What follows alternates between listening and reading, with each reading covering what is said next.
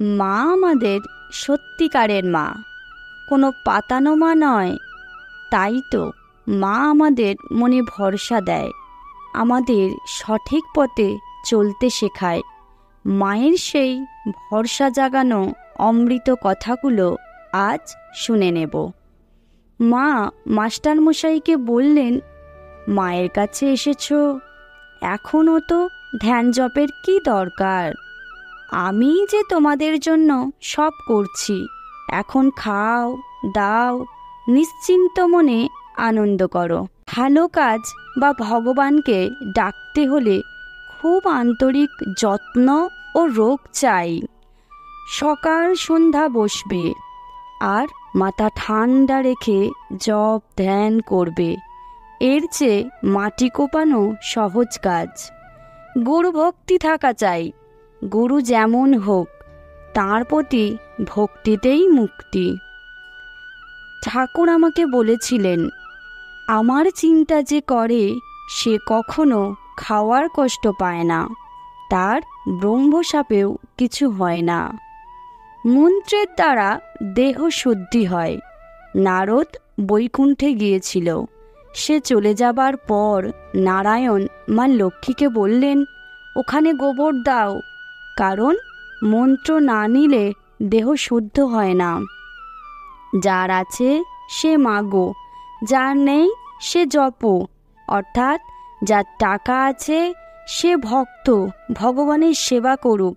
যার নেই সে ঠাকুরের নাম জপ করুক। মন স্থির করে একবার ডাকলে লক্ষ জপের কাজ হয়। নতুবা সারাদিন জপ করছে কিন্তু মন নেই, তাতে ফল কি? মন চাই, তবেই তার কৃপা। সংসার মায়ার বন্ধন, তবে যার ওপর যেমন কর্তব্য হাসি মুখে করে যাবে, কিন্তু জড়াবে না। একমাত্র ঠাকুর ছাড়া আর কাউকে ভালোবেসো না। ভালোবাসলে অনেক দুঃখ পেতে হবে, আর সর্বদা ভাববে আমি কার সন্তান, কার আশ্রিত। যখনই মনে কুভাব আসবে, মনকে বলবে, তার ছেলে হয়ে আমি এ কাজ করতে পারি। দেখবে মনে বল পাবে, শান্তি পাবে। সাধন বলো, ভজন বলো, তীর্থ দর্শন বলো, অর্থ উপার্জন বলো, সব প্রথম বয়সে করে নিতে হয়। বৃদ্ধ বয়সে কফ শ্লেষ্মায় ভরা, শরীরে সামর্থ্য নেই, মনে বল থাকে না, তখন কি কোনো কাজ হয়?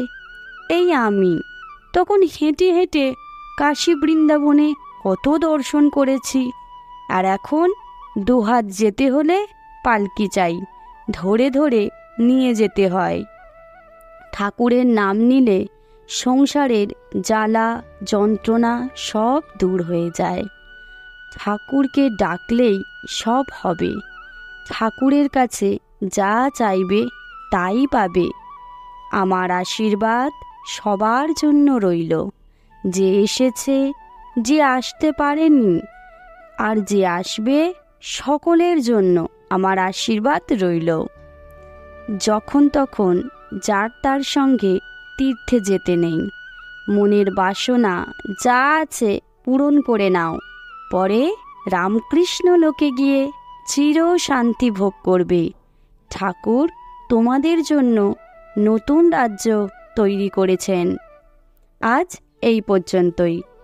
ঠাকুর, মা, স্বামীজির আশীর্বাদ সকলের ওপর পড়ুক এবং সকলেই ভগবত প্রেমে মেতে উঠুন।